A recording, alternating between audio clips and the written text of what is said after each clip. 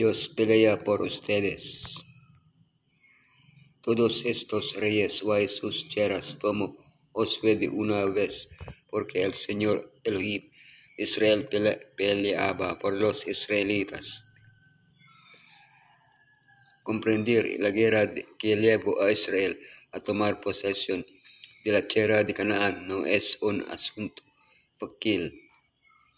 Al igual que nunca fue el propósito de Elohim que existiese el pecado, tampoco lo fue que existiese la guerra. Entonces, ¿por qué la muerte de tantas personas puede ser considerada santa esa guerra? Para poder entender algo de este problema, debemos ahondar en el concepto bíblico de la guerra y en los valores morales que estaban en juego en ese momento crítico de la historia.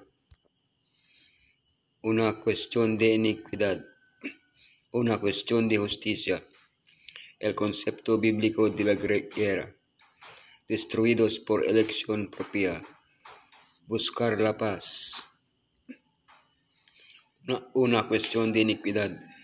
Why en la cuarta generación volverán acá, porque aún no ha llegado a su colmo la maldad del amorío hasta aquí. La arqueología ha revelado que la religión de Canaán era exactamente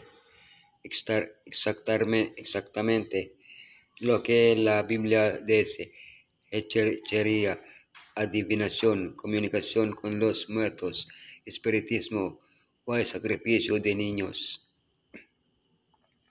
A esto hay que añadir el rito de la prostitución sagrada, que de sagrada tenía bien poco, practicada tanto por sacerdotes como por sacerdotisas. Aunque estas prácticas ya eran comunes en el tiempo de Abraham, Elohim les concedió más de 400 años de tiempo para que rectificasen su conducta. Finalmente había que poner fin a estos ritos aberrantes que rebajaban la moralidad de las personas y fomentaban toda clase de vicios. El exterminio de los cananeos evitaría, al menos durante un tiempo, la degradación moral de la humanidad. Una cuestión de justicia. Elohim es un juez justo, un Elohim que en todo tiempo manifiesta su enojo. Si el malvado no se arrepiente, Elohim afilará la espada y tensará el arco. El amor y la justicia son la base del carácter de Elohim. Esto hace de él un juez justo e imparcial, que aplaza el castigo con el fin de que el pecador se convierta, pero que no tolerará el mal para siempre. La guerra para conquistar Canaán no se realizó por motivos imperialistas, sino por la orden divina de ejecutar el castigo que sus inicuos habitantes merecían. El deseo de Elohim era establecer en ese territorio un gobierno justo que fuera ejemplo a todas las naciones, motivándolas a elevar sus conceptos morales y a conseguir así un estado de paz y justicia a nivel mundial. Como guerrero y juez, Elohim se compromete a implementar, estabilizar y mantener el imperio de la ley, que es el reflejo de su carácter. El concepto bíblico de la guerra.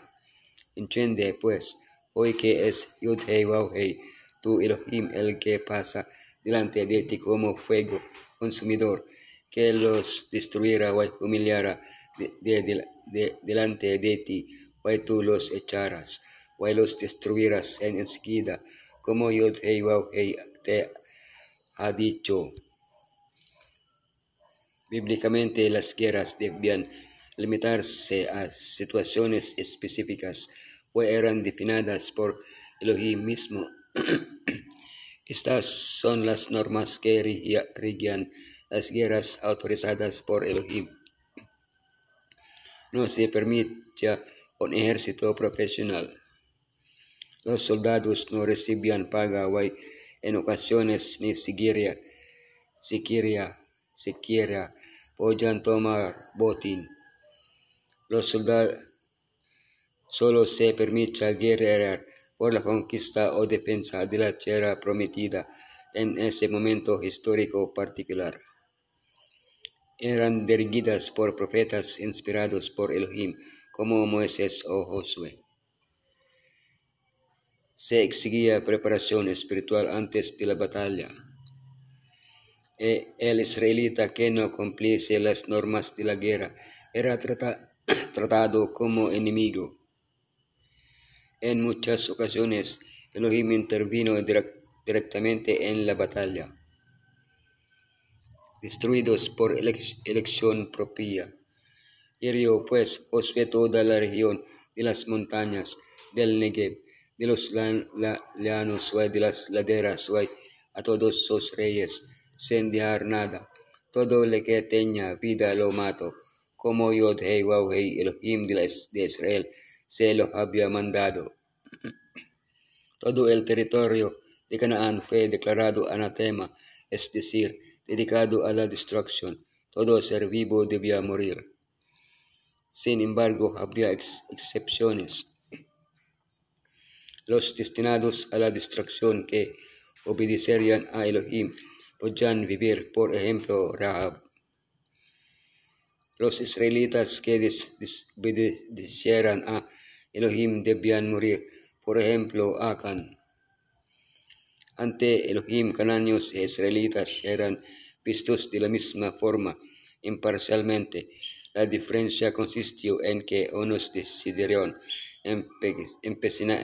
empecinarse en su rebelión contra Elohim, y otros decidieron obedecerle. Ahora la decisión sigue siendo nuestra. Cuando Yeshua venga, seremos salvados o destruidos por nuestra propia elección. Buscar la paz. Haré que la paz te gobierne y que la justicia te rija. A Yeshua le llama el príncipe de paz. Vino a traer paz, reinará en paz. Pero hasta que su reino de paz sea una realidad, permanecemos en un territorio en guerra, inmerso en el conflicto cósmico entre el bien y el mal.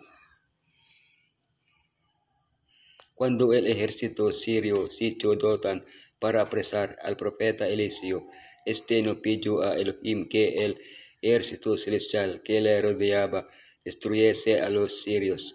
En su lugar pidió llevar al cegado ejército sirio hasta Samaria para, una vez allí, conseguir la paz entre las dos naciones en guerra.